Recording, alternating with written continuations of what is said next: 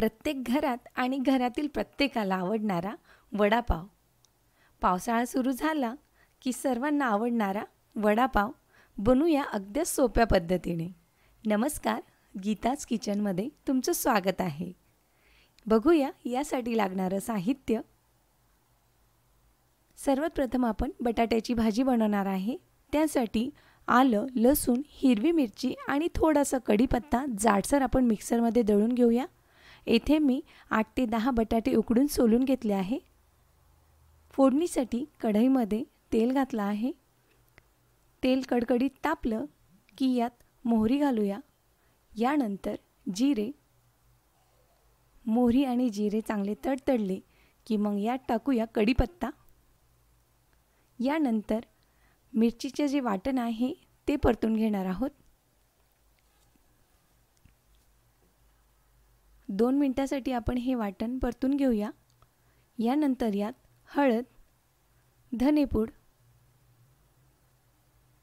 हे देखील आपण व्यवस्थित परतून घेऊया.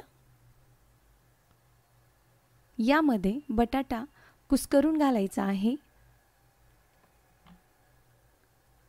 कुस्करून घातलेला बटाटाही मिक्स करून घेऊया. चवीनुसार मीठ.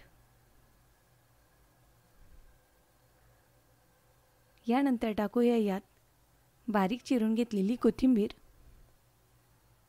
हे सर्व साहित्य व्यवस्थित आपण मिक्स करून घेणार आहोत. ही भाजी थंड होईल तोपर्यंत थांबून घ्यायचं आहे. भाजी थंड झाली की याचे आपण गोल गोल गोळे बनवून घेऊया. याप्रमाणे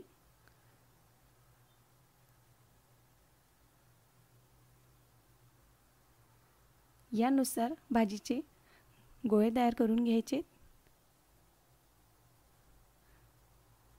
यानंतर एका बाउलमध्ये बेसन पीठ, त्यात चवीनुसार मीठ, हळद टाकून हे पीठ भिजवून घेणार आहोत. गाठी राहणार नाही याची आपण दक्षता घ्यायची आहे. याप्रमाणे आपल्याला बेसन पीठ भिजवून घ्यायचं आहे. अगदीच पातळ किंवा घट्ट नाही. तयार केलेले बटाट्यांची जी भाजींचे गोळे आहे ते मिश्रणामध्ये टाकून गरम झालेल्या तेलात तळून घेऊया.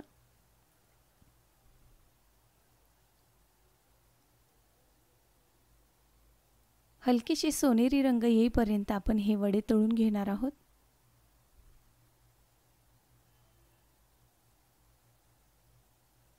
एका मिक्सरमध्ये तळलेलं लसूण, त्यानंतर त्याच पिठाचे बारीक भजे, थोडीशी लाल तिखट आणि चवीनुसार मीठ यांची आपण लाल चटणी तयार करून घेणार आहोत.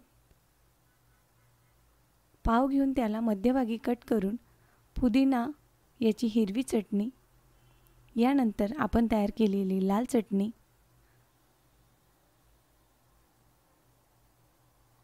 दोन्ही बाजूला व्यवस्थित लावून घ्यायची आहे. यात आपण तळून घेतलेला वडा घालणार आहोत.